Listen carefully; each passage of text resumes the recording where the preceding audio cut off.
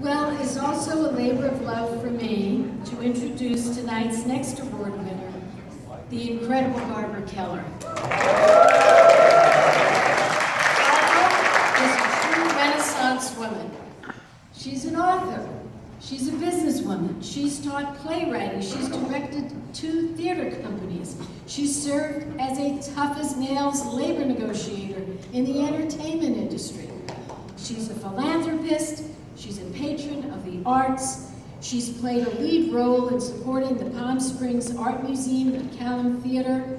She has done so much for this community, for children, for the arts, for so many local charities, and she's earned a well-deserved place on the Palm Springs Walk of Fame.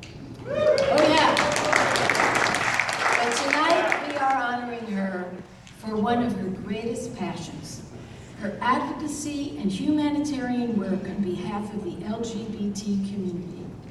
As a board member and now chairwoman of the board of the Desert AIDS Project, she has worked tirelessly to make sure that people living with HIV in this community get the help they need and the help they deserve. Now I know, because I've been with Barbara when she's in the clinic, when she walks into that Desert AIDS Project Center, she lights up every room. She greets everyone, from patients to the staff, with love. She puts in as many hours on behalf of the Desert AIDS Project as any employee, and she loves every single minute of it. While she is officially married to Jerry Keller, another extraordinary human being, many of you know. I don't know whether I should say this, Jerry, but I have been told she has many other husbands, gay husbands, all across this community who love her dearly. How could anyone be so lucky to have Jerry and all of you surrounding her? This is the essence of Barbara. She's passionate, she's dedicated, she's caring, and she's relentless about making life better for the people of this valley. So please join me in paying tribute to my great friend and the winner of Equality California's 2014 Humanitarian Award, the wonderful and fabulous Barbara Keller.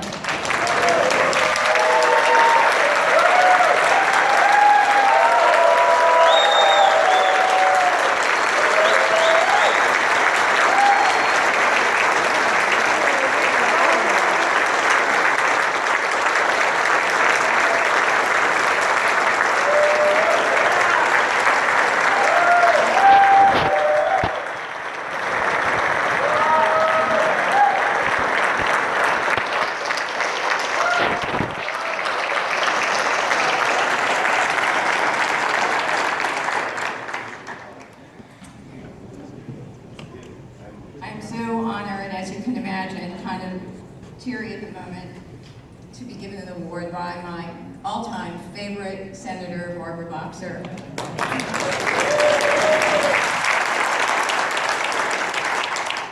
To stand here receiving an award with Congressman Dr. Raul Ruiz, Penny Cassidy, and Nancy, who are all such extraordinary people in this community, and an award that so grabs my heart from Equality California, and I'm going to explain to you why. When I was back in what was then called junior high school, in what was in one of the more progressive states, New York, I had a very close friend who lived around the corner. His name was Kenny, and no, he wasn't gay. But when his mom answered the phone, her voice was really deep. And when his dad, a former interior designer, answered the phone, his wasn't. I don't remember when I first noticed this. Some of it is really still a puzzle to me. Some is not. Kenny's parents were really fun and nice people. We would sit around and play Scrabble, and Kenny's dad, Manny, would run to Kriegel's, the local ice cream store in the neighborhood, and bring us all ice cream. And he had a younger sister, Gail, who is now a 60-something friend of mine on Facebook. I helped her dress for her first date. Fast forward 15 years. Kenny was now president of the plastics company his father and uncle had created. I imagine that they listened to the advice given Dustin Hoffman, The Graduate. I just want to say one word to you. Are you listening? Plastics. Well, for Kenny's family, it seemed to work. Their company was doing just great. In fact, they were going public. There was only one problem. Kenny's uncle needed to explain to Kenny why his dad couldn't be on board. That he had been arrested when the gay bar he was in Greenwich Village was raided. They couldn't have someone with an arrest record on the board. And by the way, they couldn't have an added homosexual on the board either. Kenny was traumatized. He had no idea. I had put two and two together by then. To this day, I have no clue about what his mom knew or didn't know. She was a tall woman, not attractive, but with her hair always perfectly coiffed and her long nails beautifully polished. And with her deep voice, she was kind of like a guy in drag.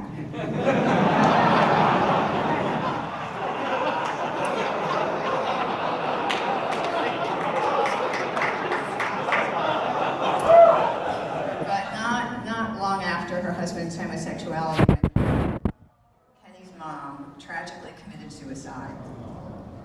I had already worked for civil rights while in college in Washington, D.C., where I proudly marched with Martin Luther King. My heroes were Rosa Parks and Andrew Young, and I read everything James Baldwin wrote. I was heavily into women's rights in New York. Betty Friedan's The Feminine Mystique was my Bible. I remember clearly when Gloria Steinem founded Ms. Magazine, and I'll never forget her article, After Black Power, Women's Liberation. Now, after the nightmare that had taken over Kenny's family, I began to champion yet another cause, gay rights. My husband Jerry and I were invited to Kenny's dad's permanent science on Fire Island. It was likely the site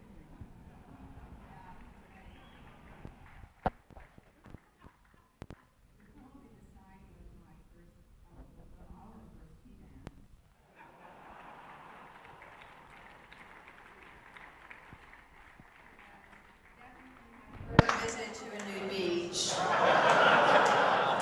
It was, dare I say this, Jerry, the first time we sat in a circle with pot being passed around and a pipe in the shape of a green penis.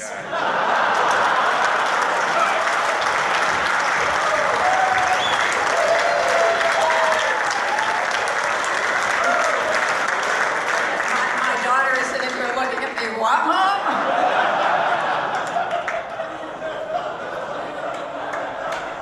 One of our hosts had to catch an early ferry to go back to his wife.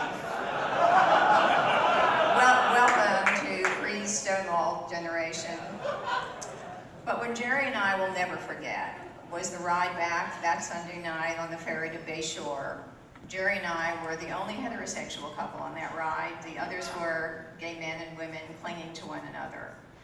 We knew that as soon as they got off the ferry, as soon as their weekend was over, they couldn't do that.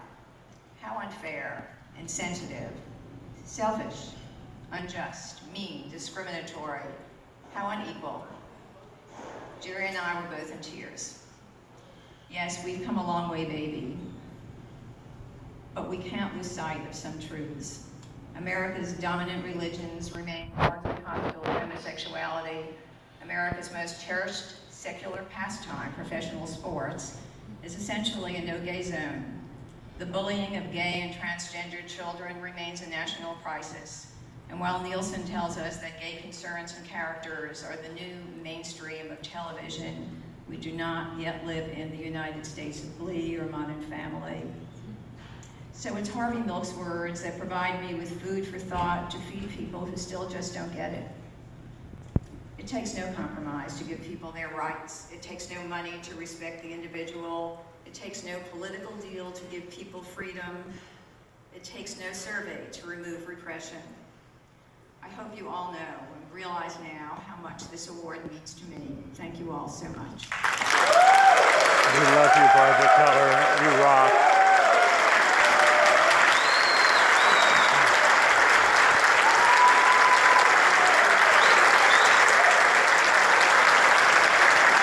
Visit EQCA.org for more information about Equality, California. I'm Nicholas Snow.